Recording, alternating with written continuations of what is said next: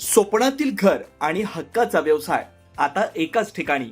राहता साकूर येथील एअरपोर्ट रोडवर आम्ही घेऊन आलोय एक भव्य डेव्हलपमेंट प्रोजेक्ट इराज पार्क. आमची वैशिष्ट्ये: कलेक्टर एनए प्लॉट्स, बंगलोसाठी हक्काची जागा, कमर्शियल कॉम्प्लेक्स, मुख्य रस्त्याला लागून दुमजली गाळे, प्रशस्त 2 BHK व 3 BHK रो हाऊस आणि 2 BHK flat scheme.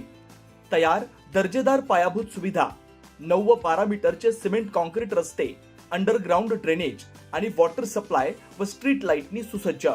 Ready club house, open gym, मुलांसाठी प्ले एरिया आणि सुंदर गार्डन.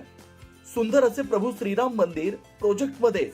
पत्ता: सर्वे नंबर 97/1, एअरपोर्ट रोड, उपासनी महाराज मंदिराजवळ, साकुरी, राहता. आजच संपर्क करा 8550 99 70 70. गेल्या अनेक महिन्यांच्या प्रदीर्घ प्रतीक्षेनंतर आज अखेर राहता शहर आणि परिसरात पावसानं दमदार हजेरी लावली आहे.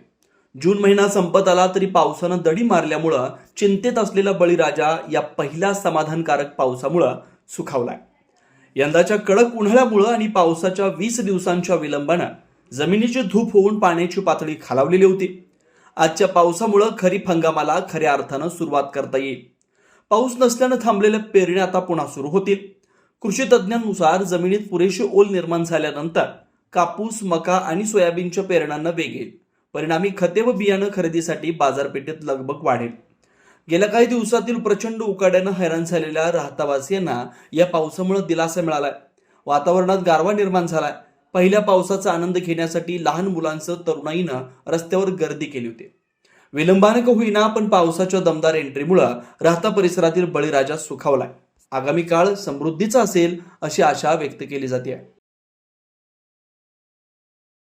श्रीराम पार्क राहता शहरात प्रथमच स्वतंत्र पाण्याची व्यवस्था देणारं एकमेव 15 एकर भव्य एनए प्रकल्प. एनए प्लॉट्स खरेदी सुरू. मोजकेच प्लॉट शिल्लक. तसेच कर्ज सुविधाही उपलब्ध. प्लॉटची वैशिष्ट्ये: अंतर्गत 50 फूट व 30 फूट रस्ते, street light, garden, jogging track, आकर्षक लँडस्केपिंग, स्वतंत्र ड्रेनेज लाईन, सर्व सुखसोयी, नयनरम्य परिसर. मग आजच प्लॉट बुक करा.